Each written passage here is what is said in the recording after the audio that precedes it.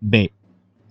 En un centro oculto llamado Agartha, los dioses leales tratan de ayudar a los hombres dormidos a romper las cadenas que los mantienen sujetos al mundo material del demiurgo. Para ello envían carismáticamente un mensaje en la lengua de los pájaros, valiéndose de las brunas de Nabután. En dicho mensaje hay un recuerdo primordial para despertar y orientar al hombre, y una canción de amor con la clave del anillo para que busque el centro, regrese al origen y abandone, como un dios, el infierno material de Jehová Satanás. C. Se pueden establecer entre A y B muchas analogías. Solo destacaré la más importante. Los Cameraden son análogos a los dioses liberadores. Creo que los 9 argumentos precedentes constituyen una eficaz demostración de la correspondencia analógica que existe entre la alegoría y la situación del hombre dormido. Pero esto no es todo. He reservado 3 componentes de la alegoría: canción infantil, canción de Amort, salida secreta, para efectuar una última correspondencia analógica y extraer la conclusión final. Como la validez de la relación analógica existente ha quedado evidenciada en los argumentos precedentes, no será necesario recurrir al mismo método en el próximo comentario. Daré por probadas las analogías que mencioné. Recordaré ahora los motivos que me llevaron a desarrollar la alegoría. Me proponía mostrar, de manera analógica, el método empleado por los dioses leales para contrarrestar la acción de la cultura, arma estratégica de la sinarquía. Previamente, aclaré que son los elementos culturales interiores el verdadero instrumento que la sinarquía emplea para mantener al hombre dormido, es decir, en la confusión. En ese estado el yo es sujeto a la razón por la estructura cultural, fuente de la cual se nutre, finalmente, toda la actividad mental. Así ocurre que el yo, es decir, la conciencia presente del hombre, resulta dirigido hacia el mundo a través de la estructura cultural por la razón. El resultado, lo dije varias veces, es una imagen deformada del mundo y un estado de confusión psíquica que dificulta enormemente la reorientación estratégica del hombre. Contra esta situación, los dioses leales, igual que los Cameraden de la alegoría, se disponen a acudir en auxilio enviando un mensaje. El principal objetivo es sortear todas las murallas y llegar hasta el prisionero, el yo, con un mensaje de doble significado. Primero, despertar. Segundo, orientar. Para eso los dioses leales transmiten el mensaje, carismáticamente, desde hace muchos milenios. Algunos lo oyen, despiertan y parten. Otros, los más, continúan en la confusión. Claro, no resulta fácil reconocer el mensaje porque ha sido emitido en la lengua de los pájaros, y sus sonidos solo pueden ser percibidos con la sangre pura. ¿Está claro entonces? El mensaje de los dioses leales permanentemente resuena en la sangre de los hombres dormidos. Quien no lo oye es porque padece la confusión estratégica o desconoce su existencia, que viene a hacer lo mismo. Pero, ¿cómo debería cumplir su función el mensaje carismático? En 2 pasos. En primer lugar, los dioses hablan, en la sangre del hombre, de un recuerdo primordial, de algo ocurrido al comienzo del tiempo, cuando el espíritu aún no había sido capturado por los dioses de la materia. Cómo los dioses logran hacerlo es un misterio muy grande, del que solo ellos pueden responder.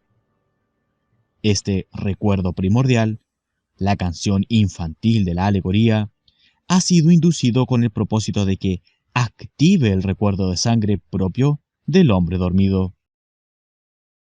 Si tal cosa ocurre, entonces el hombre dormido experimentará una súbita nostalgia de otro mundo, un deseo de dejarlo todo y partir.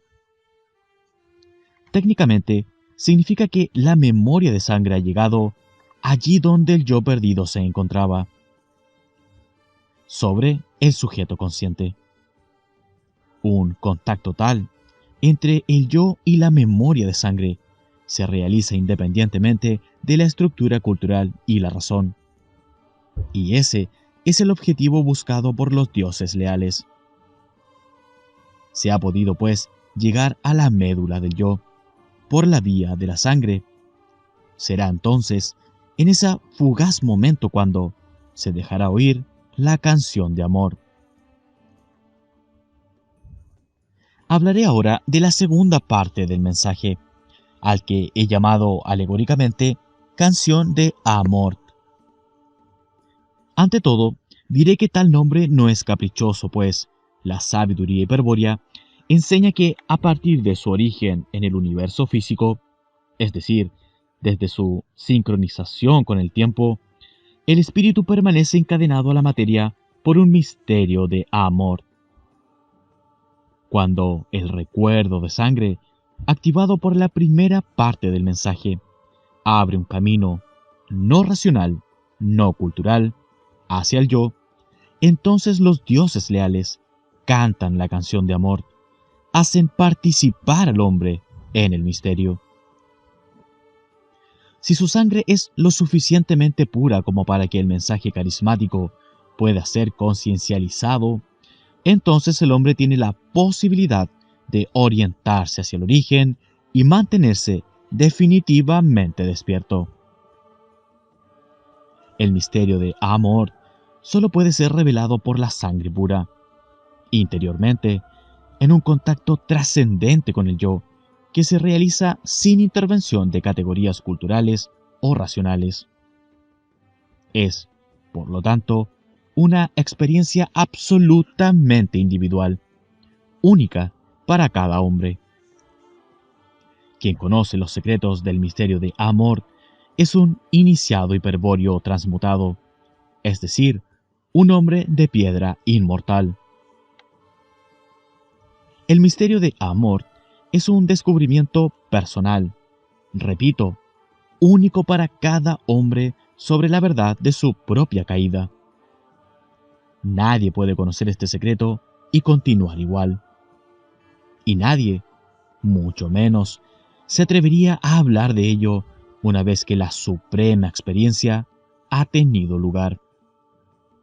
Por el contrario, muchas veces los labios quedan sellados para siempre, los ojos cegados y los oídos cerrados.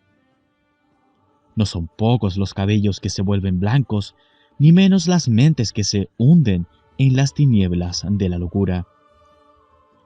Porque solo un valor infinito puede sostener, vivo y cuerdo, a aquel que ha visto el engaño de los orígenes y ha comprendido, por fin, la verdad de su caída. Siendo el peso del secreto tan terrible, se comprende por qué digo que jamás puede haber en el mundo un indicio del misterio de Amor, y solo alguien irresponsable o loco afirmaría lo contrario. La sabiduría hiperbórea aporta técnicas de purificación sanguínea que tienen por fin aproximar al misterio. Pero el misterio, en sí, se descubre interiormente. Es único para cada hombre y no conviene hablar de él. A lo sumo, se pueden ofrecer algunas sugerencias, como las que expuse los días 8º y 9º, al narrar el ritual del fuego frío. La alegórica historia del prisionero ha permitido exponer de manera sencilla el método empleado por los dioses leales para guiar a los hombres dormidos. El mensaje carismático consigue, si es escuchado, despertar al hombre poniéndolo en contacto con su recuerdo de sangre. A continuación, le hace participar del misterio de amor, suprema experiencia que anula, según dijimos, la estrategia cultural de la sinarquía. Pero no es posible saber en qué consiste el misterio de amor hasta no haberlo vivido individualmente. Solo se tienen los indicios generales que han dejado aquellos que se transmutaron y partieron. En base a tales indicios, se puede afirmar que el misterio de amor es experimentado de 7 maneras diferentes por el hombre, y que, justamente, esa es la razón por la cual la sabiduría hiperbórea prevé 7 vías iniciáticas de liberación. De acuerdo al modo en que el misterio de amor ha sido gnósticamente percibido, será la vía de liberación adoptada, y es por eso que suele hablarse de una vía de la mutación o del rayo, de una vía seca o camino de la mano derecha, de una vía húmeda o camino de la mano izquierda, de una vía de la oposición estratégica o vía de la gnosis guerrera para la orientación absoluta, etc. No hablaré, desde luego, de todas las vías de liberación, sino de aquella que tiene especial relación con esta historia, es decir, la vía de la oposición estratégica, que era la seguida por la casa de Tarsis. Pero la vía de la oposición estratégica es la interpretación última del antiguo misterio del laberinto, fundado por Nabután luego del hundimiento de la Atlántida. A la casa de Tarsis, la segunda parte de la canción de Amor, que era escuchada durante el ritual del fuego frío, le reveló el misterio del laberinto como vía de liberación individual. Vale decir que los señores de Tarsis siempre comprendieron el misterio del laberinto al transmutarse en hombres de piedra. Con respecto a la alegoría del yo prisionero, hay que entender que la solución de Nabután al misterio del laberinto, al misterio del encadenamiento espiritual, al misterio de la muerte, es análoga a la solución de la canción de Amor. Ella consiste en un modo para, primero, despertar, segundo, orientar. Tal modo es lo que últimamente se denomina vía de la oposición estratégica, y que incluye, necesariamente, el empleo de las brunas y el principio del cerco. En la alegoría, la segunda parte del mensaje era bastante extensa porque se refería también a las otras vías de liberación que pueden abrir el misterio de amor. Pero el prisionero ha encontrado la clave en el anillo de bodas, y esto significa, analógicamente, que ha optado por la vía de la oposición estratégica. El mensaje ha llegado a él por vía acústica, es decir, gnósticamente, y, al tomar conciencia de su contenido, por medio de la clave revelada, halla en la celda una anilla, la cual permite abrir la salida secreta.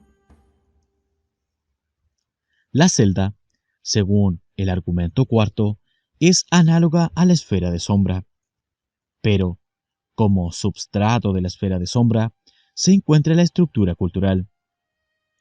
Una anilla disimulada en el piso de la celda corresponde sin duda a un principio matemático, a un símbolo arquetípico integrado, disimulado en el esquema de una relación.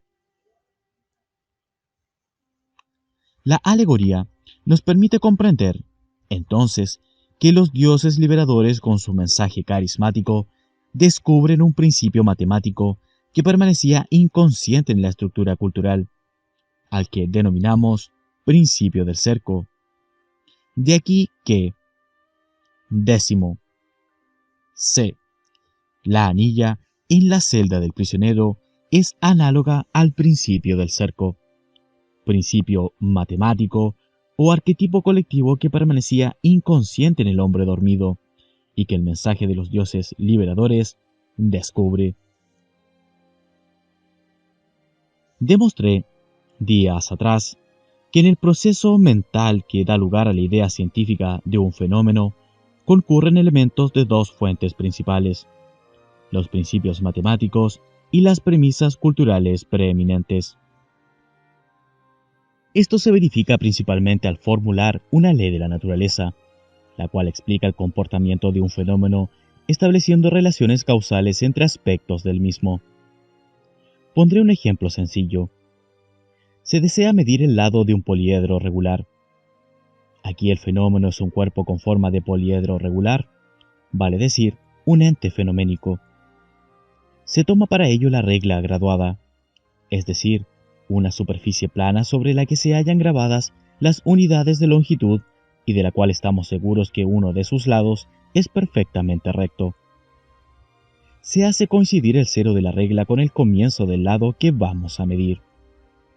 Se observa ahora que el fin del lado coincide con el número 5 de la regla y se afirma sin más que, en el poliedro, el lado mide 5 centímetros. Se ha realizado, como se verá, una serie de operaciones subjetivas cuyas conclusiones, sin embargo, pueden ser confirmadas por otros observadores. Esta posibilidad de comprobación es lo que da peso de ley de la naturaleza al hecho mencionado. Pero ocurre que en la regla, que se cree numerada, en realidad hay signos grabados que representan números, no números en sí. Los números son principios matemáticos propios de la estructura cultural, o sea, elementos subjetivos, que intervienen en el acto de reconocer que el límite del lado coincide con el signo 5. Si se dice mide 5 centímetros, se está realizando la afirmación de una cualidad empírica. Existe una proporción, es decir, una relación matemática entre la longitud del lado del poliedro y la longitud del meridiano terrestre. Esta proporción es fija o constante, igual a 5 centímetros, y constituye una relación entre aspectos de un fenómeno, o sea, una ley de la naturaleza. El centímetro equivale a la centésima parte de un metro, y este a la 10.000.000ª parte de un cuarto de meridiano terrestre. El ente fenoménico se presentó completo, íntegro en su manifestación. Sin embargo, no es posible aprehenderlo en su totalidad. A poco que se lo observe una parte del mismo, se hace eminente, sobresaliendo y destacándose por sobre otros aspectos. La unidad del fenómeno ha quedado rota en favor de la pluralidad de cualidades que se es capaz de atribuirle. Se distinguen dos caras cuadradas, y en cada cara 4 aristas y 4 ángulos, etc. Luego se practica la medición de una arista o lado y se establece una ley de la naturaleza.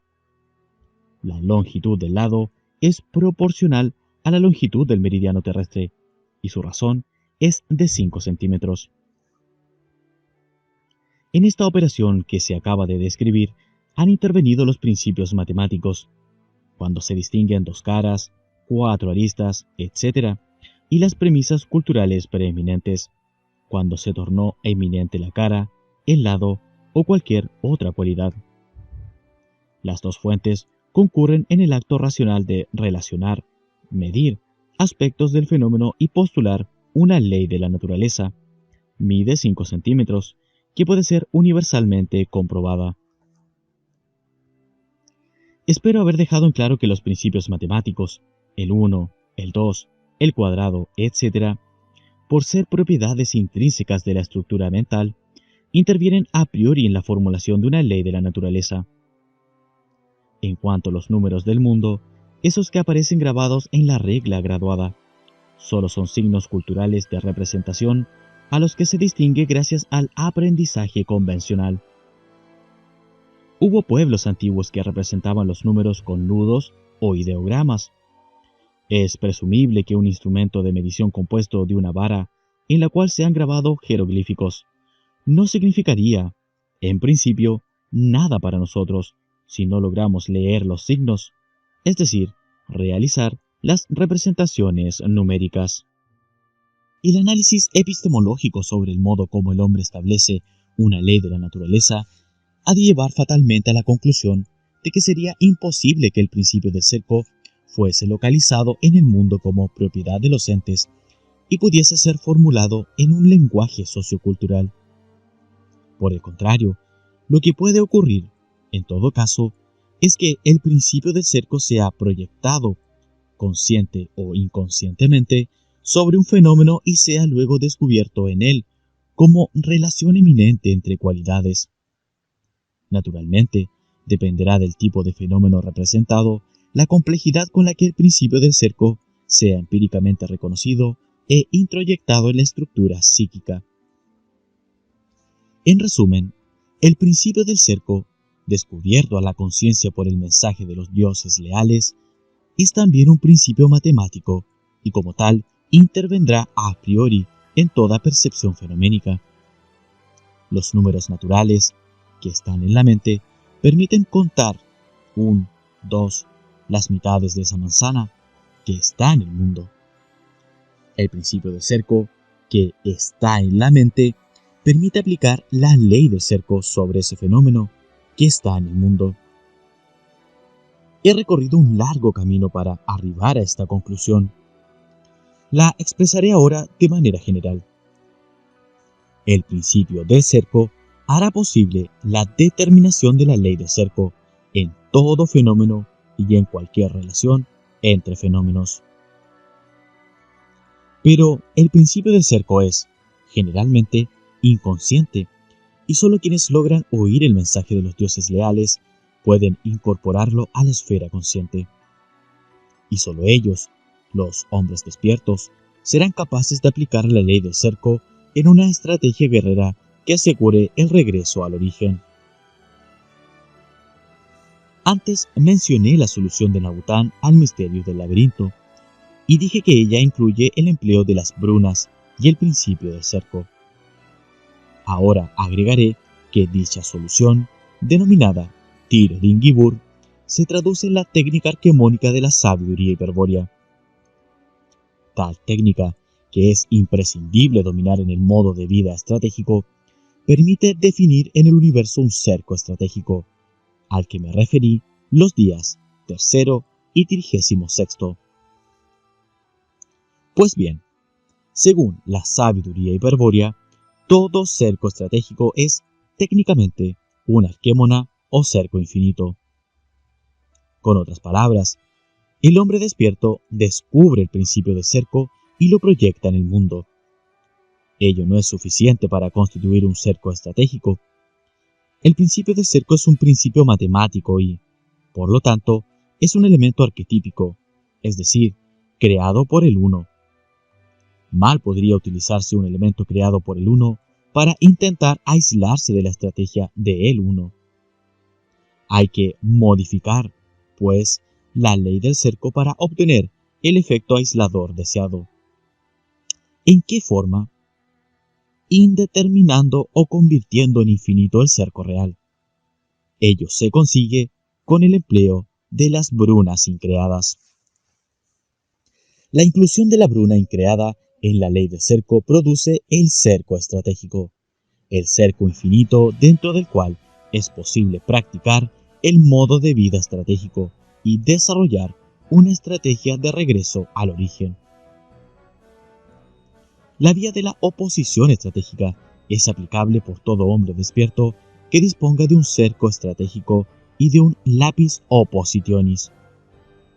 Este último elemento es sólo una piedra de oposición, es decir, una piedra que representa a el uno y contra la cual se realiza la oposición estratégica que permite aproximarse inversamente al origen.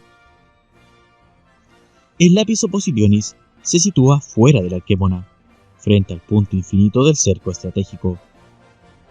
Cuando el iniciado hiperbóreo efectúa la oposición estratégica, el interior de la arquémona se convierte en una plaza liberada, con un espacio y un tiempo propios, independientes del espacio-tiempo del universo creado. Así, aislado, sin abandonar en ningún momento la oposición estratégica, el iniciado avanza sin obstáculo hacia el origen, sale del laberinto, se libera de la prisión material. Aclararé el significado etimológico de la palabra arquémona y el sentido filosófico que denota en la sabiduría hiperbórea. Arquémona, ante todo, es una palabra compuesta por dos vocablos griegos, arque, principio, y monas, unidad. La iniciación por la técnica arquemónica permite arribar a un principio único de la psique, es decir, a la individuación egoica del self, desde donde es factible experimentar la posibilidad absoluta del espíritu en el origen. Tal es el sentido hiperbóreo de la arquémona. Para los hombres de piedra, iniciados hiperbóreos de la casa de Tarsis, el mundo en el cual ocurre la vida cotidiana es simplemente un campo de batalla, una palestra ocupada por enemigos mortales, a los que se debe combatir sin tregua, pues ellos cortan el camino de regreso al origen, obstruyen la retirada y pretenden reducir al hombre a la más vil esclavitud, cual es la sumisión del espíritu eterno a la materia, su encadenamiento al plan evolutivo del universo, creado por el demiurgo y su corte de demonios. El mundo es, entonces, para los hombres de piedra, el Valplatz. En la mitología nórdica y en los Eddas, el Valplatz es el campo de batalla a donde Wotan elige a los que caen luchando por el honor, la verdad, en fin, por las virtudes del espíritu. La casa de Tarsis, basándose en la sabiduría hiperbórea, extendía el concepto de Valplatz a todo el mundo. Pero el mundo es el macrocosmos, dentro del cual subsiste el microcosmos potencial del hombre despierto.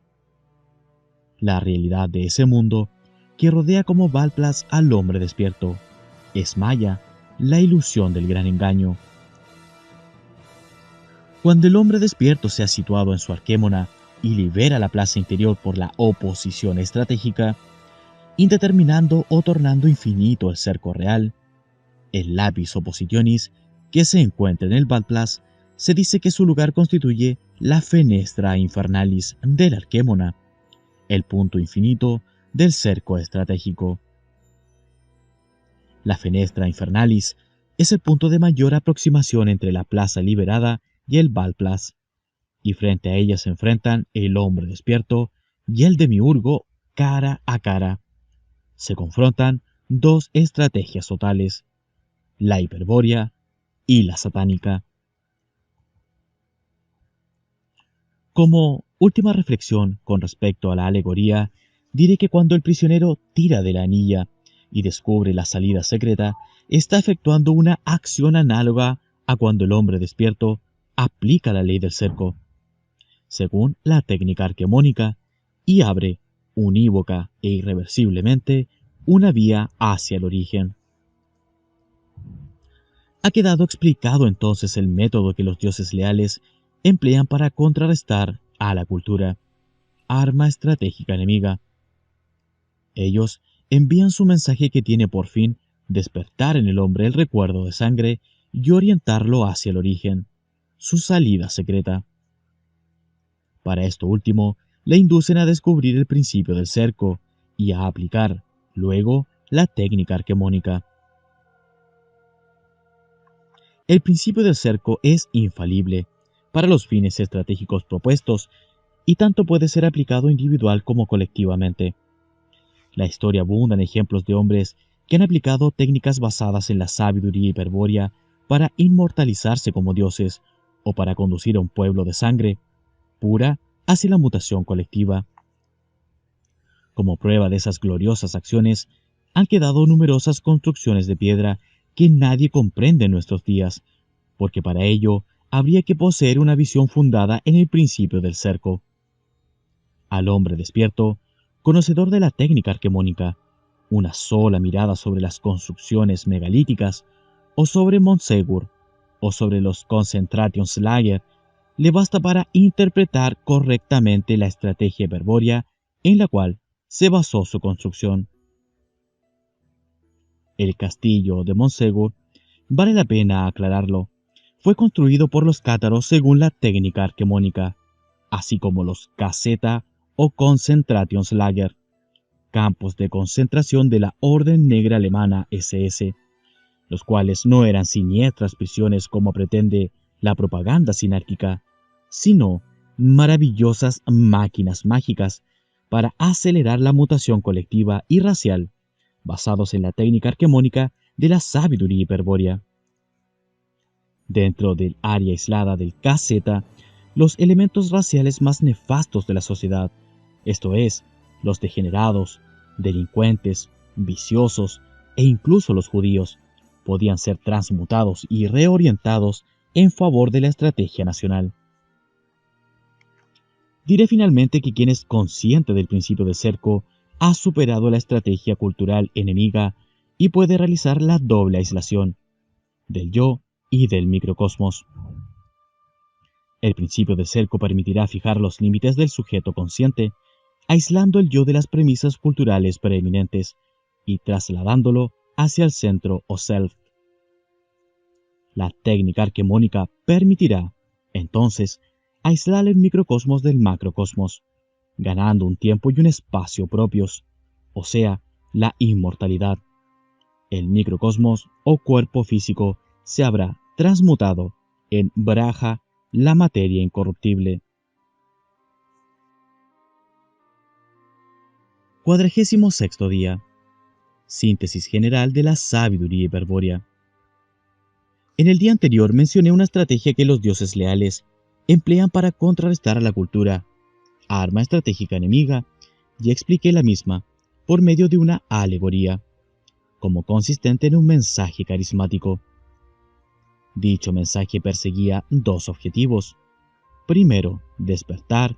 Segundo, orientar hacia la salida secreta, centro u origen, y, en aquel ejemplo particular, la salida se hallaba luego de descubrir la anilla, o sea, luego de haber hecho consciente el principio del cerco. Sin embargo, la segunda parte del mensaje, la canción de amor, brindaba, a quien la escuchara, la posibilidad de hallar la salida, por otras 6 vías diferentes a la oposición estratégica, que se basa en el principio del cerco. De cualquier manera, esta estrategia, tal como la he descrito, con sus 7 posibles vías de liberación, responde a objetivos puramente individuales, es decir, es dirigida exclusivamente hacia el hombre dormido. Por eso ahora me toca declarar que la misma forma parte, la parte individual, de una concepción mayor, a la que se denomina estrategia odal. La estrategia odal está dirigida fundamentalmente a obtener la liberación individual del hombre, pero, en ciertas ocasiones históricas favorables, los dioses procuran orientar a la raza en su conjunto para forzar la mutación colectiva. En ese caso, los líderes, muchas veces enviados por los dioses leales y otras veces inspirados por ellos, se encargan de proyectar carismáticamente en el pueblo las pautas estratégicas, buscando reintegrarlo a la guerra esencial. Para que tal tarea pueda realizarse con probabilidades de éxito, es necesario que los líderes dispongan de un elemento externo, situado en el mundo, que represente de manera irrefutable el origen divino de la raza. Este elemento externo debe dar prueba también del compromiso asumido por los dioses al inducir a los hombres a reemprender la guerra contra el Creador y de su resolución de esperar los kalpas que sean necesarios mientras ellos ganan la libertad.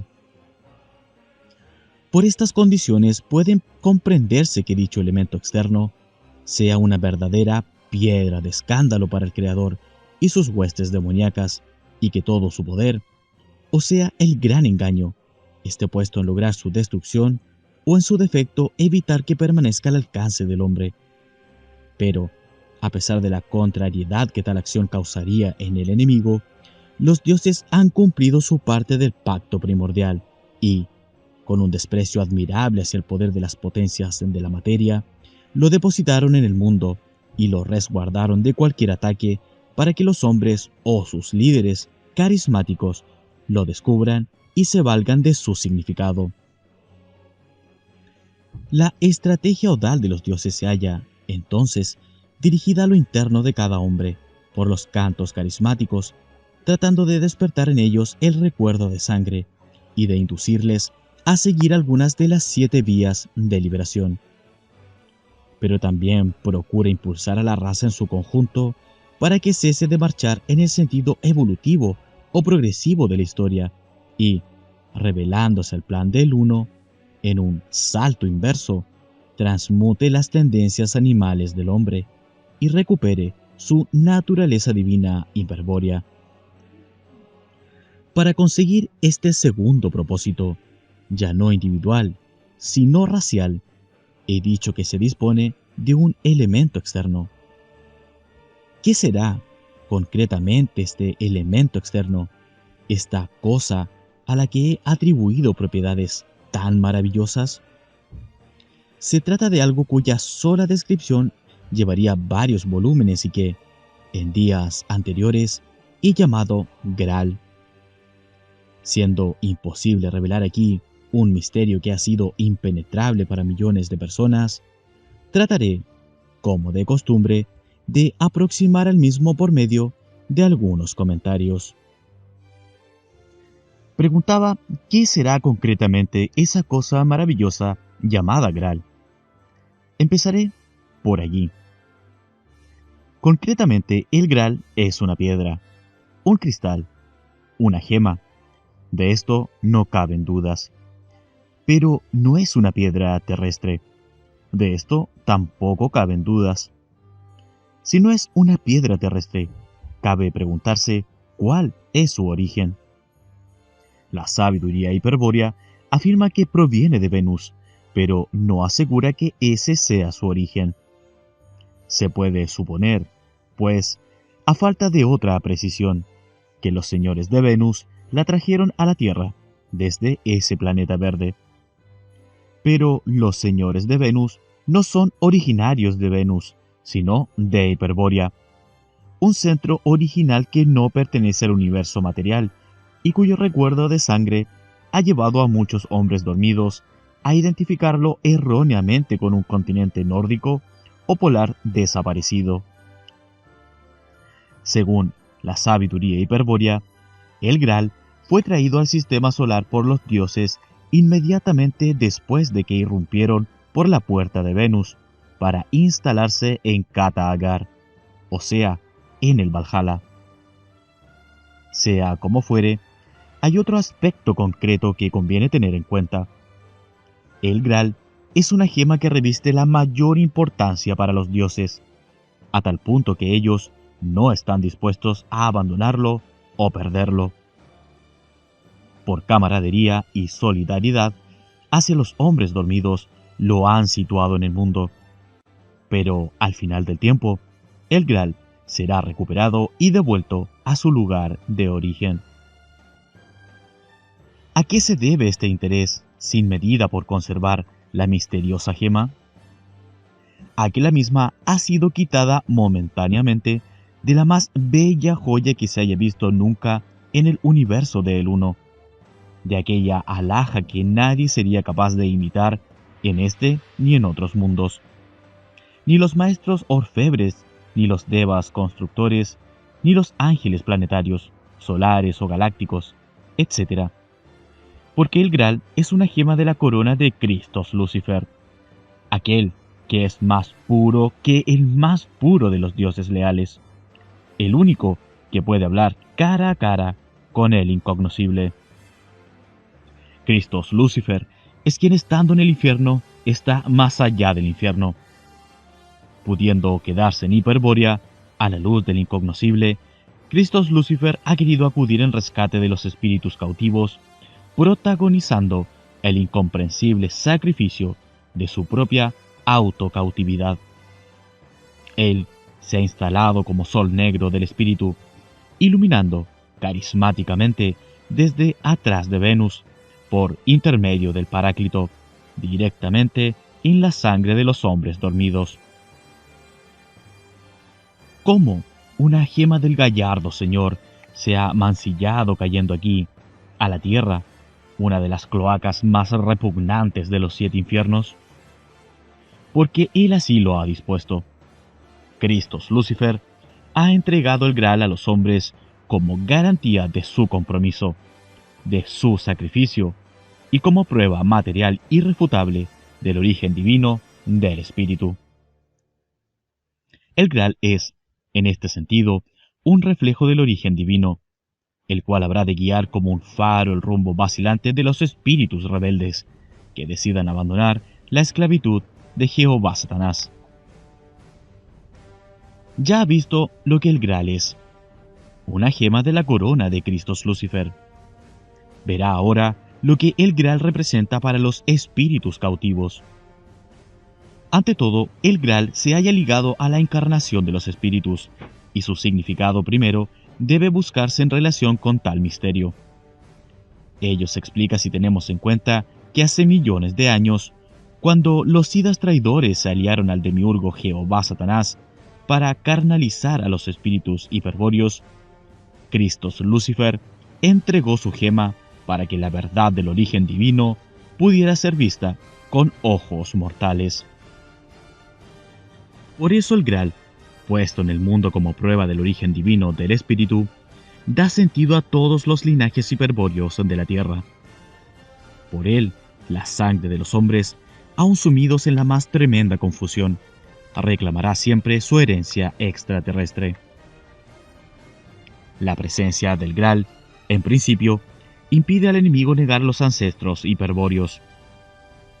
Pero así como el Graal da un sentido cósmico a la historia del hombre, conectándolo con la raza eterna de los orígenes, y diviniza los linajes hiperbóreos de la tierra, así también para el demiurgo, por la presencia del Graal, dichos linajes pasan a ser motivo de escándalo y objeto de la persecución y el escarnio, del castigo y del dolor.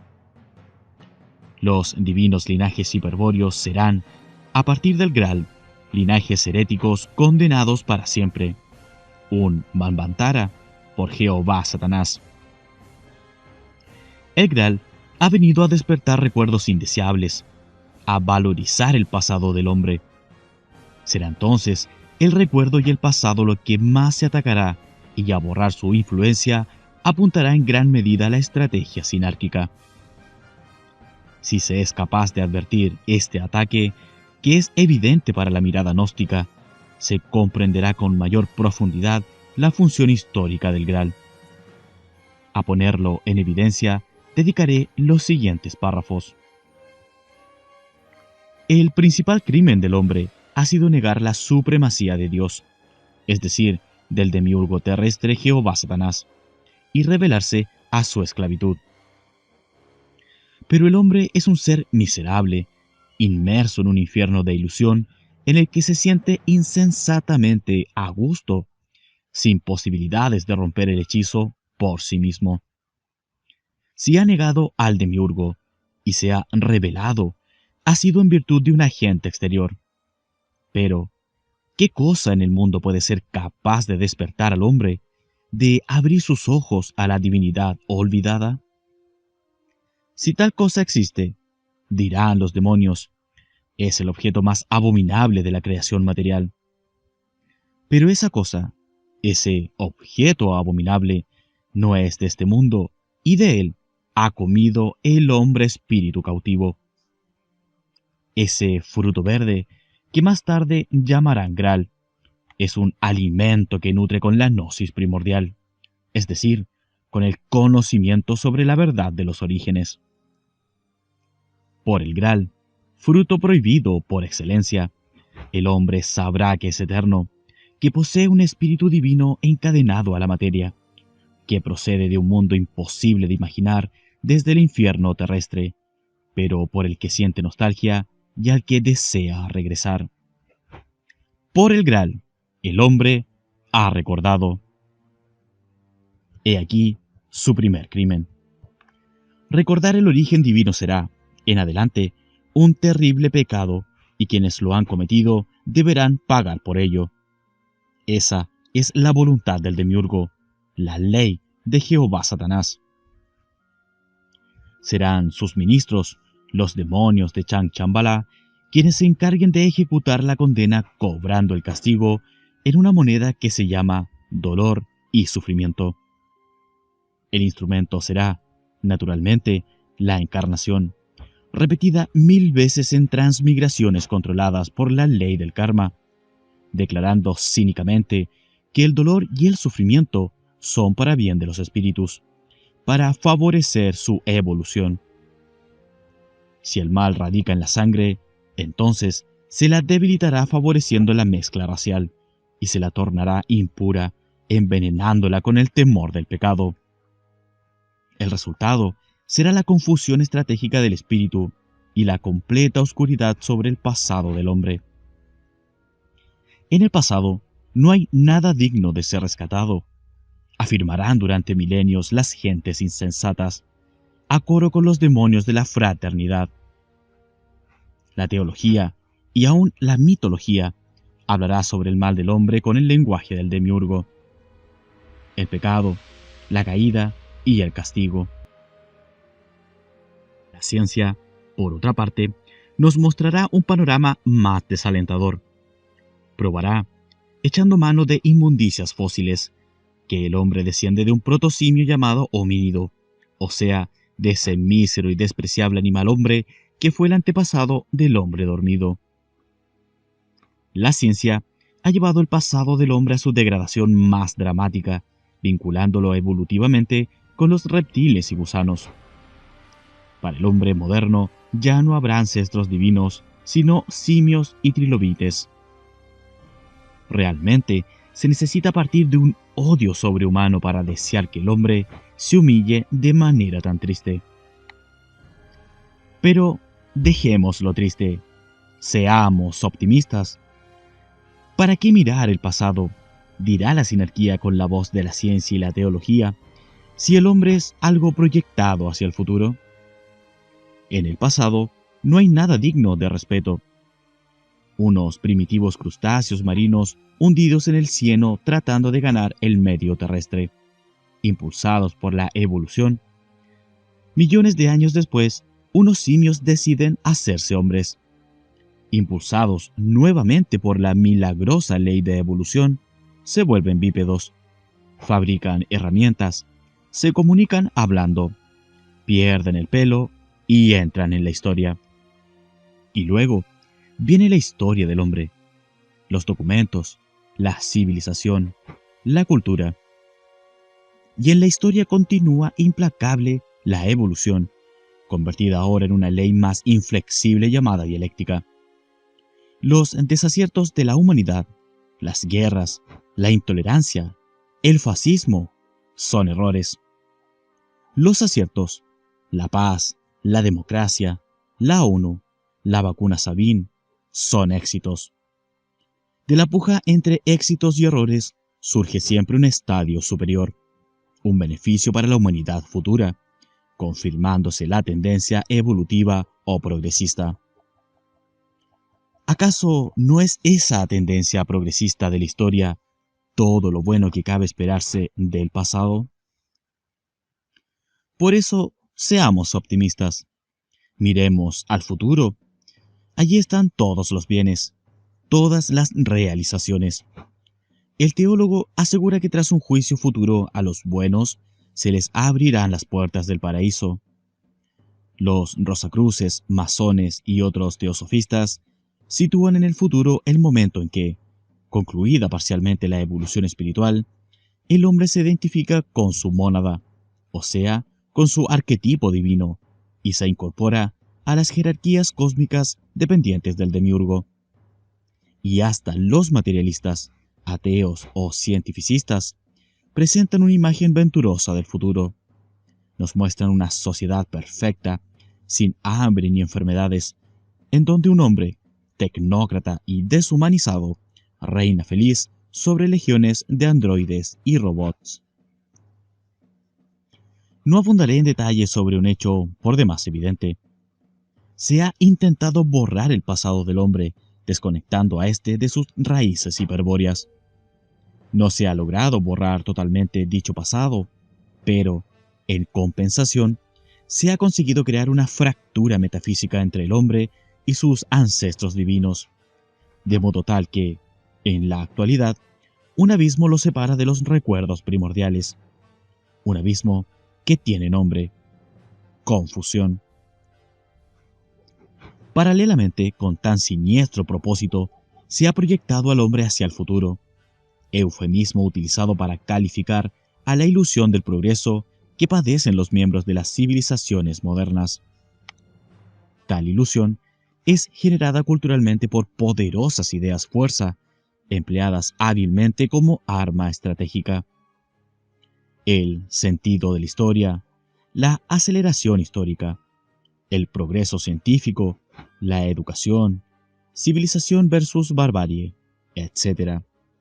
Los hombres, condicionados de ese modo, creen ciegamente en el futuro, miran solo hacia él, y aún los fatalistas, que avisoran un negro futuro, admiten que si una excepción imprevisible o un milagro ofrece una salida a la civilización, ella se encuentra, de todos modos, en el futuro.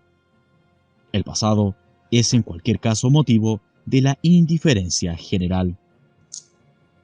Este hecho evidente representa sin duda un importante triunfo para la sinarquía, pero un triunfo que no es definitivo. En efecto, doctor, usted ha visto que la máxima presión de la estrategia sinárquica se aplica en borrar el pasado, en oscurecer el recuerdo del origen divino, y que tal ataque se produce como reacción a la acción gnóstica del Graal. Pero el Graal no es solo un fruto prohibido, consumido por el hombre en los tiempos remotos, inmediatos a su esclavización. El Graal es una realidad que permanecerá en el mundo mientras el último espíritu hiperbóreo continúe cautivo. Por el Graal siempre es posible que el hombre despierte y recuerde. Mas, para gozar de su gnosis, es imprescindible comprender que el Graal, como reflejo del origen, alumbra en la sangre desde el pasado. Su luz viene al revés del sentido del tiempo, y por eso nadie que haya sucumbido a la estrategia sinárquica podrá recibir su influencia. Ya vio que una poderosa estrategia cultural proyecta al hombre hacia el futuro e intenta borrar su pasado y confundir sus recuerdos. Pero el Graal no debe buscarse mirando al futuro, pues así jamás será hallado. En rigor de la verdad, el Graal no debe buscarse en absoluto. Si con tal verbo, buscar, entendemos una acción que implique movimiento. Solo buscan el Graal quienes no han comprendido su significado metafísico y creen, en su ignorancia, que se trata de un objeto que puede ser encontrado. Recordaré una de las historias medievales sobre el Graal que, aunque deformada por su adaptación judeo-cristiana, conserva bastantes elementos de la tradición hiperbórea. En ella, Parsifal, el loco puro, sale a buscar el Graal. Por desconocimiento comete el desatino de emprender la búsqueda viajando caballerescamente por distintos países. Este desplazamiento apunta esencialmente hacia el futuro, porque en todo movimiento hay una temporalidad inmanente e inevitable, y, naturalmente, Parsifal jamás encuentra el Graal buscándolo en el mundo. Pasan así los años de búsqueda inútil hasta que comprende esta simple verdad. Entonces, un día, completamente desnudo, se presenta ante un castillo encantado y, una vez adentro, se le aparece el Graal. No lo encuentra y sus ojos son abiertos. Advierte entonces que el trono está vacante y decide reclamarlo, transformándose finalmente en rey. Se debe ver en esa alegoría lo siguiente. Parsifal comprende que el Graal no debe ser buscado en el mundo, Valplatz, a través del tiempo, conciencia fluyente del demiurgo, y decide valerse de una vía estratégica hiperbórea. Para ello, se sitúa desnudo, sin las premisas culturales preeminentes, en un castillo, plaza fortificada por la ley del cerco, desincronizándose del tiempo del mundo y creando un tiempo propio, inverso, que apunta hacia el pasado. Entonces aparece el Graal y abre sus ojos. Recuerdo de sangre. Parsifal advierte que el trono está vacante, que el espíritu puede ser recuperado, y decide reclamarlo. Se somete a las pruebas de pureza de las vías secretas de liberación y se transforma en rey. Se transmuta en hombre de piedra.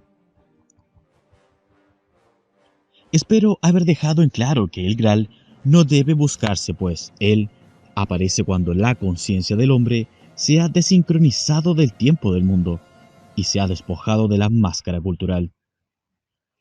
Deseo mostrar ahora otro aspecto de la reacción enemiga que ha motivado la presencia del Graal.